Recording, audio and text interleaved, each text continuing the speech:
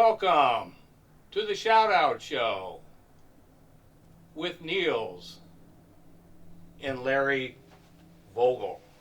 Hey. Hey, how you doing, Larry? Doing good. How are you? Good. Well, thanks for taking the time out of your very busy schedule I know the museum keeps you going pretty busy too. Different hat every day. I know. Right? Yeah. That's what keeps you busy. Yeah. But anyway, we asked you to come out today to just kind of chit chat with our live Facebook audience on Shout Out, and this is a shout out right now for you, Larry, and and for you coming. And I noticed that you brought a few things here and stuff, so Yeah. I'd like to kind of talk about you first, and then later on in the show, we'll kind of move to what's going on with the Artists Alliance and all of that. But why don't we start with your work and your photography art, and I'll let you decide which way you want to go with it. It's your story. Well, I think probably, and I'll do sort of I'm going to do like maybe an early shout out before I do my other shout out. So Okay. This is actually will be sort of my posthumous shout out, because this guy right here, I don't know if everybody can see that, if I got a glare or not. This guy here was my high school photo teacher, Mr. DeRusha. And when people ask me how I got involved in photography, I show them this picture, and I said, what 14-year-old boy wouldn't take this guy's class, right? So That's an awesome photo. So here he's sitting on his restored Vincent motorcycle. So a very cool guy. So I began photography in high school. So for at my age, that puts me back a number of years, and was early drawn to the traditional black and white landscape photographers, Ansel Adams and those photographers. I was in the 70s then. And I brought this camera along with me. So this was actually my early camera that I did most of my photographs with, shooting landscape. I brought a couple of traditional kind of landscape photographs. So this was actually shot with this camera right here. Yeah. This looks like an old-fashioned, this is an antique. It looks like it's 100 years old. Yeah, it's not. And that is kind of the idea behind this. That this is this design goes back almost to the beginning of photography. Very simple lens, a bellows, and a place to put the film. A lot different than the cameras you're using today. But it shot a 4x5 negative. So back then, doing the darkroom work, putting the image or the negative into the enlarger, being able to get very large prints from them, get the quality out of it. So I've been working in the darkroom since high school. I've had a darkroom my whole life. And eventually transitioning from darkroom to digital. So there's the digital camera. And it took a little bit of coaxing to get me to actually do it, because I was like, oh no, film. And I actually they're still friends today. They're still shooting film, but man, the things we can do digitally are just incredible, phenomenal. I mean, if somebody had said to me, this is what we would be doing 40 years from when I was shooting with this camera, I would have said, oh, you're dreaming. This is like science fiction. But man, we're doing stuff today. In fact, I'll just show you an example. Here's an image that was done digitally. It's a composite photograph made of 1, 2, 3, 4, 5, 6 different photographs, and all put together in Photoshop. So Photoshop became our dark room of the day. So we moved in from the dark to the light room and working at the computer. Could you even have done that if it wasn't digital? No, you wouldn't even been able to do a composite like that. No, so Jerry Ullsman was one of the early kind of photographers that became well known through the 60s and 70s that was doing darkroom composite black and white. Phenomenal. I mean, he still does it today, and what he achieved back then was amazing. But when we transitioned into digital, everybody was able to do what he did and even more. And now being able to do it with color, we can do it color or black and white. That idea that we would have to load the camera, we'd have to make that decision out in the field. Okay, I'm going to shoot a color, so I got to put color film in the camera.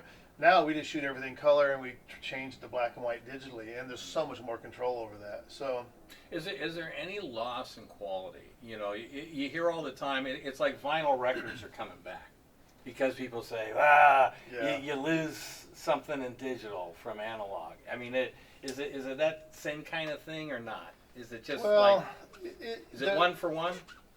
It would be like saying comparing in painting, comparing acrylics to oils, right?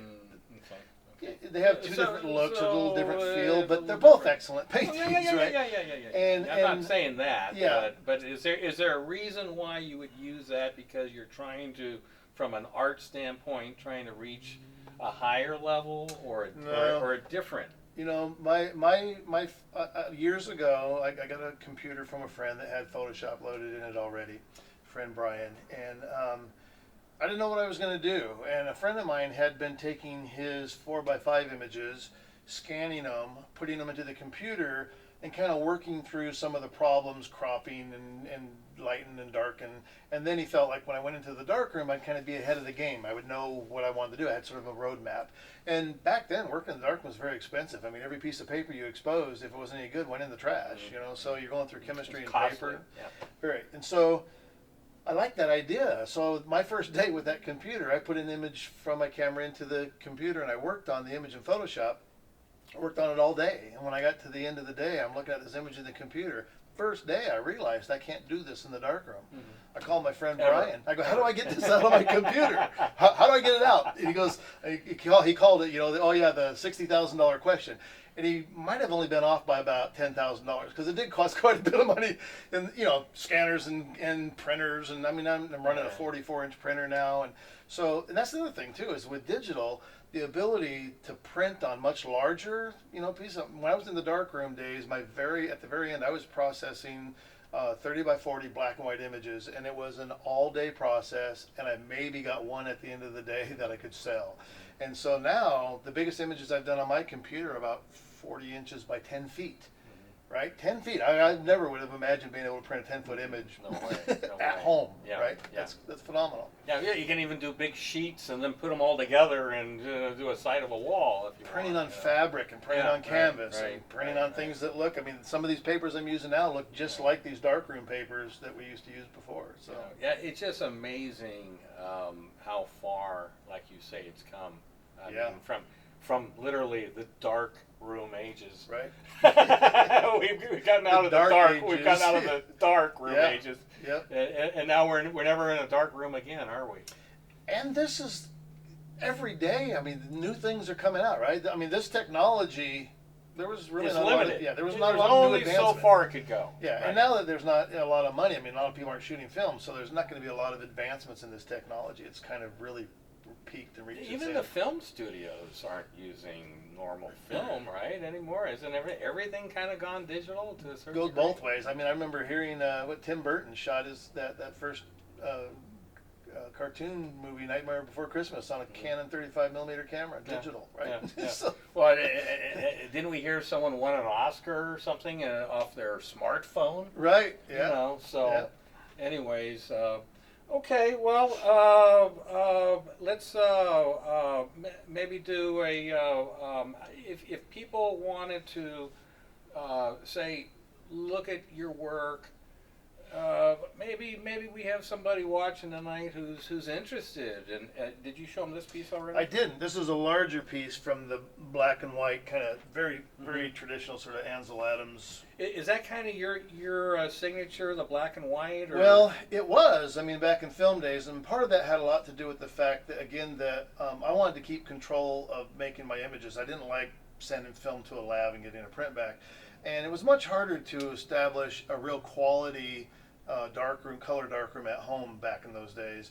And so a lot of us just really gravitated to the black and white image, and there was something about the quality, the idea of photographing in black and white versus color, the idea of how the light in the image begins to take on importance a little different than the color photograph. And we were heavily influenced by the West Coast School of Photography, kind of headed by Ansel Adams, Edward Weston, all the big names. Actually, in 82 or 83, I got a scholarship to go to the last workshop that Ansel Adams was alive to teach, and that was, for me, was a phenomenal experience. That's an amazing capture, by the way. Yeah, thank you. Yeah. Is that local? This is in Yosemite. Yosemite. Yeah, Okay. and Yeah, you would figure. right? Something like that. Again, You right? would figure. Yeah, Right. yeah. Right. So I went and trampled on hollow grounds, and Yeah. so when I was in high school, man, as soon as I got my driver's license, I'm like, I'm in Yosemite, and I mean I went 3 to 5 times every year. You got that long ago? this was probably has a date on the back. So this was photographed in, might require some glasses, 89. Wow, So, yeah, wow, 1989. wow. So been at a long time, That's really. a classic then. But yeah. and we were talking a little bit earlier before we got on the air about this idea. I mean, I felt very fortunate that I discovered at a young age what it is I wanted to do. You're lucky. Oh, You're very lucky. you know, I tried to eliminate the word lucky from my vocabulary because I think it goes beyond luck. I feel It is, fortunate. it is. And You're then right. and then the next step is I found it and then pushed to try to be able to achieve some level of being able to do it on a more and more frequently, because the regular hourly job was really just a frustration and a reminder of that thing you really want to do, you're not doing it anymore. Right, So right. my mom used to bug me through the rest of my life before she had passed away. She's like, well, Larry, what are you going to do when it comes time to retire? I go, retire from what? I go, well, I plan to do You this. can't click the camera Yeah. anmer? I plan to do this the rest of my life. So, I guess yeah. if you can't click the camera anymore, I guess you better go to the home. Well, or no. something. Now we just sit. We'll sit in the chair at the computer and we'll do Photoshop all day. Yeah, I got yeah, hundreds yeah, of yeah, thousands yeah, of images that need work. Yeah, So, Well, yeah. This is something that you do. It's a lifelong venture. You don't retire from Right. art. Right. You know, Yeah. Why? Yeah. In fact, people should retire into art, not retire off of art, yeah. because there's benefits for us older folk to. I mean, just the therapeuticness of being that focused. Yep. On a painting or digital, like you say, you spend all day. You're like this, aren't you? Oh, You yeah, just have there's- those blinders Yep, on, yep. and that's what makes us healthy. Yeah. When we just thinking doing one thing at a time instead of 800 things at a time. Well, that idea of discovering your passion, and then every day you can't wait to get out of bed and do it again, right? So the guy said years ago that I remember him saying that this idea that when you no longer have a reason to get out of bed, you won't. yeah. Right. Yeah. So I feel like I have a reason every day to get up. And I get asked a lot when I go out and I talk to different, I have friends that teach at different schools and colleges, and they've asked me to come and speak to their students. And the number one question I'll get asked is, do you get to do your art every day? And I have this written down somewhere because I can't remember the whole scope of it, but I always say, I go, well, so some days I get up and I get to, mat or frame art. Some days I get to hang art. Some days I get to teach art.